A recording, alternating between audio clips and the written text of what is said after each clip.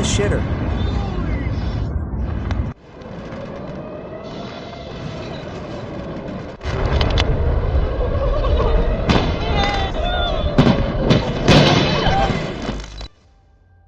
No live broadcast, no official speech, just a clash of fire in the sky. And the sad news that came faster than explanation. Iran and Israel are no longer on the verge. They have crossed that line without the spotlight, without ceremony. Attacks are no longer signals but the main language. Not just military bases, but points that touch the core of each other's defense and self-esteem. This conflict does not need recognition because it already lives and breathes behind the headlines, moving between the silence of world leaders. And off-screen we know this war is not about two countries. It is about vibrations that can spread anywhere. Because if one explosion goes too far, those who burn may not be just them.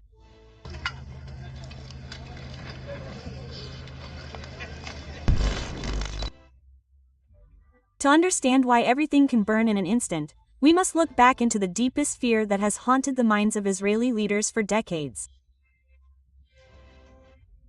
Not about the number of troops, not about rockets or tanks, but one word that has been a nightmare: nuclear. Israel has never officially stated that they have it. But the world already understands that weapons of mass destruction exist, secretly stored as a guarantee of supremacy in the region. Then Iran began building reactor after reactor, facility after facility. What was once just a shadow now began to take shape. And for Israel it was no longer just a worry, it was an alarm that could not be ignored. So they chose to attack silently with precision and with clear intent, stopping the nightmare before it grew too far.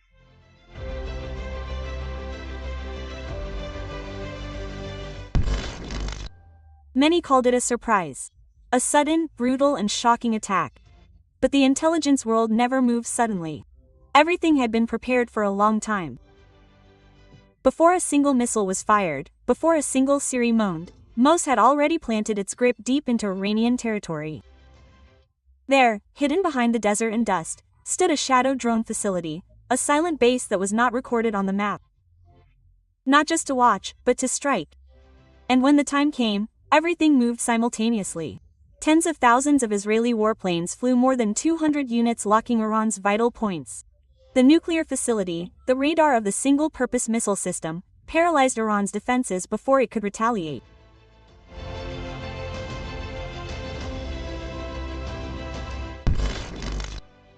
When Israel launched an attack on Iran, it was no longer just a military operation. It was a map of destruction that had been designed with almost scientific precision. The northwestern part of Iran was the first point of impact and the skies above it were transformed into killing fields. Military commanders were hunted down mercilessly. Nuclear sites were attacked simultaneously and Iranian surface-to-surface missiles were destroyed before they could ignite. But the explosions were not just technological explosions. The attacks had darker depths. The main targets were not just radar tanks or military bases, but the brains behind Iran's nuclear program. IRGC scientists, those who had worked in silence behind iron walls and silent laboratories, were now on the kill list. Some were killed in the middle of their research, their laboratories no longer spaces of knowledge, but charred rubble. And even more frighteningly, the attack spread to unexpected areas. A national television station was also hit. 3 employees were killed in the chaos and a presenter almost died in the middle of a live broadcast. The cameras were still running, the microphones were still recording, but the world remained silent.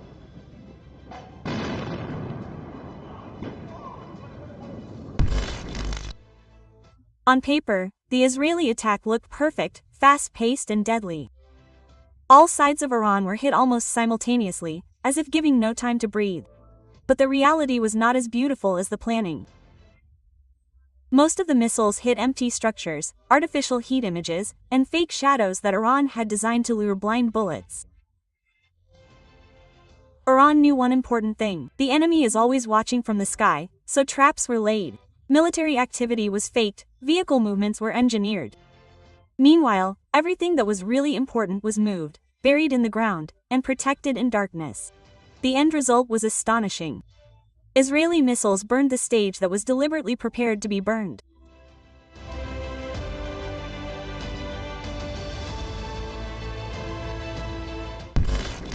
Iran did not wait any longer. They launched a retaliatory attack without pause, without hesitation. This operation was called the Three True Promises, a signal that this was not a momentary emotional outburst, but part of an old promise that was now being fulfilled. The main target was the Kiryat military complex, often referred to as Israel's Pentagon. Kiryat is not just a building but the nerve center of funds in Israeli military operations. But Iran did not stop there. Attacks were also directed at Tel Aviv and Haifa. Even the United States consulate building was affected. A loud political message was conveyed: no ally can feel completely safe. Haifa is not just any city. That is where Israel's main military port is located. The ammunition warehouse for missile installations and vital logistics routes come from this city. Meanwhile, Haifa means shaking the foundation of Israel's military supply from within. But the most surprising thing is Iran's claim that it has successfully hit the Mossad office. This institution is not an ordinary intelligence agency. They are Israel's long arm in cross-country covert operations ranging from the assassination of scientists to nuclear sabotage. If the attack really happened, the impact would not only be physical, but would also hit the Israeli Intelligence Operations Control Center as a whole.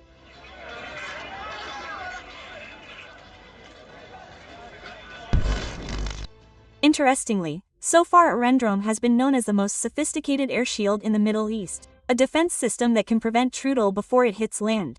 But this time Israel was not only attacked, they were overwhelmed. Iran's strategy did not rely on one type of weapon. They created a multi-level storm. More than 100 Shahed drones were launched first. Its function is not to destroy, but to disrupt radar, attract attention, and provide relentless pressure. Then the second wave came old-style ballistic missiles. Not as the main blow, but to flood the system. The goal is clearly to make Iron Dome busy choosing which to intercept and which to let through.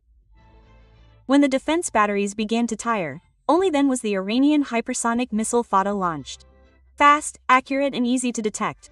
Hard to stop even by the most sophisticated system. This layered strategy is not only strong but also smart. All directed towards one goal of making the random water run out of power. The results are clear. The interception rate that usually reaches 90% this time plummeted to only 10 to 15%. In a matter of nights, Israel's proud weapon proved to be not as strong as imagined. Because in today's war, it is not only the weapon that determines, but how to use it.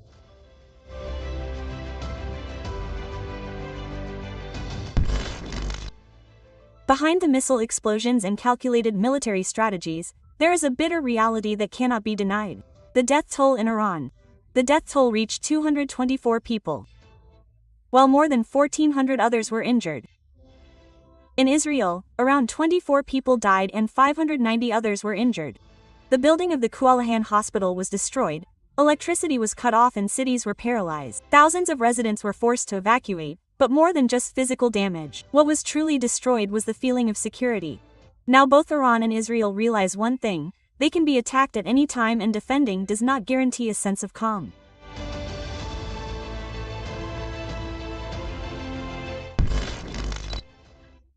Although the bullets landed in the Middle East, their impact was felt all over the world. Oil prices immediately soared. Energy markets experienced turmoil. Fears of embargoes and supply crises began to haunt importing countries. Several international airlines stopped or diverted their flights. Middle Eastern air routes turned into a vulnerable zone. Airports were closed, shipping was disrupted. The global logistics chain was again in chaos, reminding the world of a nightmare that should have ended.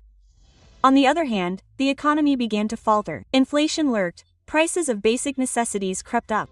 Developing countries were again in the most fragile position. This conflict was not just a matter of two countries, but like a small stone thrown into a calm lake. The ripples shook everything on the surface.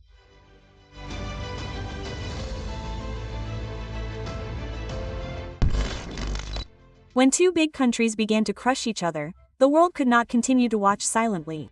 Presidents, generals and world leaders began to speak out. But no longer with an invitation to peace, but with a strong warning. This could be the beginning of the Third World War. The scenario began to be read. The attacks would continue. Israel's defense systems such as Iron Dome, Road, Tray and Tide were slowly exhausted.